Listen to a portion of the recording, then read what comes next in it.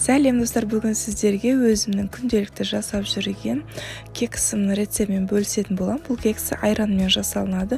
Өте оңай, өте тез жасалынады. Ең бастысы өте дәмді, отбасыларыңызға ұнайтынына сенімдімін. Міндетті видеоның соңына дейін көріңіздер. Керекті ингредиенттердің барлығын описанияға жазып кететін боламын.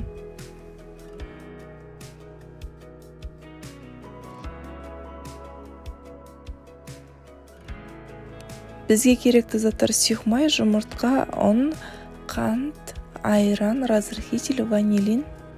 Егер де сіздердің айрандарыңыз тұрып қалған немесе қыжып кеткен болса, онда кекс жасай беруге болады. Кекстеріңіз өте пышный болып көтерілетін болады. Тек дәмін шығармас үшін ванилин қосу керек. Ванилин сахар болмайды, тек ванилин қосу керек.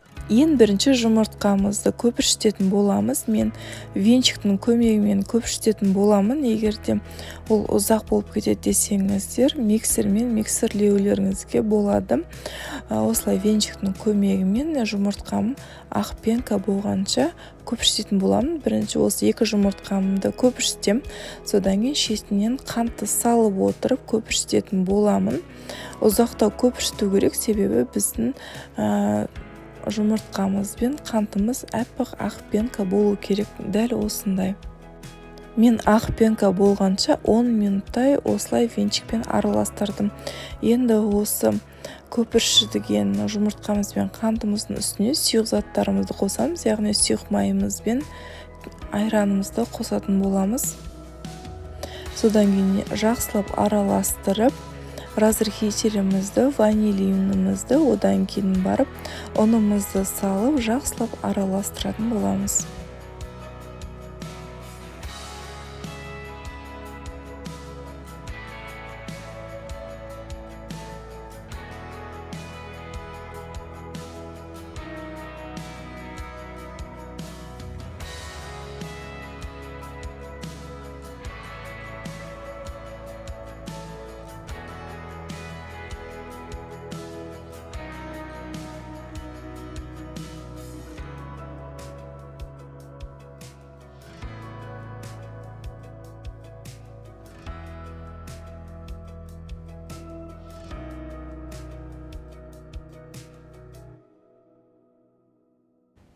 Біздің балалар шоколадны жақсы көргендіктен мен кекстің үстіне шоколад құятын боламын. Бұл қалауларыңызбен құйсаңыздар да болады, құймасаңыздар да болады.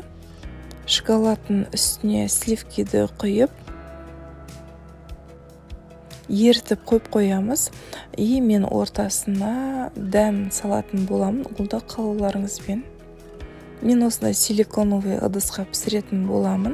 Бірінші жан жағына, барлық жағына осылай сұйық майды молынан құйып аламыз и жағып аламыз.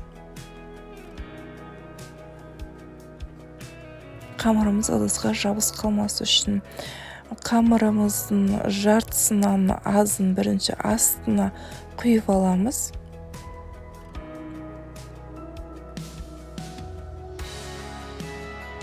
Құйылған қамырымызды тегістеп, оның бетіне дән салатын боламын. Бұл әрине қалауларыңызбен. Егер де дән ұнамайтын болса, салмай қойсаңыздар болады. Бірден қамырдың барлығын құйып, тегістеп пісіре берсеңіздер болады. Біздің балаларға дән ішінде болған ұнайтындықтан мен арасына дән салатын боламын.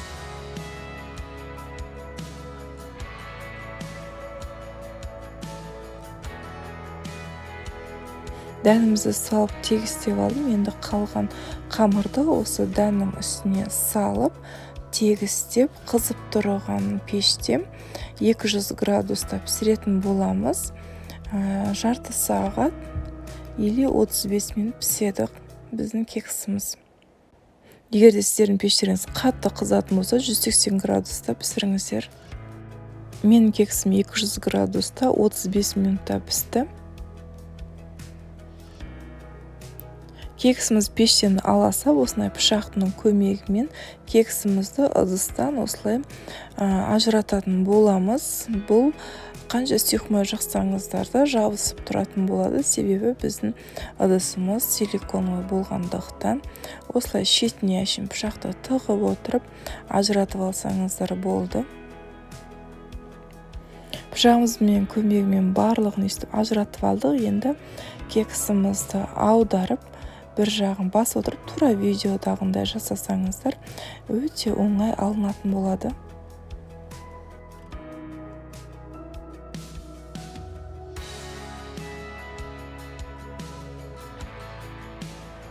Міне қыздар, біздің қамырымыз 2 есе көтерілді, өте дәмді болады, ортасы толықтай піседі. Еріген шоколадымды ыстықтай кексінің үстіне құйып, морозилкаға 10-15 минутқа салып алдым. Сіздер бетіне шоколад жақпаған болсаңыздар, бірден кесіп жіберсеңіздер болады. Егер де видеоны дәл осы жеріне дейін көрсеңіздер, маған тіркелмеген болсаңыздар, міндетті түрде тіркеліп кетіңіздер, лайк басып отырыңыздар, комментарий жазып отырыңыздар. Егер түсінбеген жерлеріңіз болса, комментарийға жазып кетсеңіздер болады, міндетті түрде жауап беретін боламын. Сіздермен бірге болған Алима Жарқынбекқызы. Менімен бірге болғандарыңыз үшін рахмет.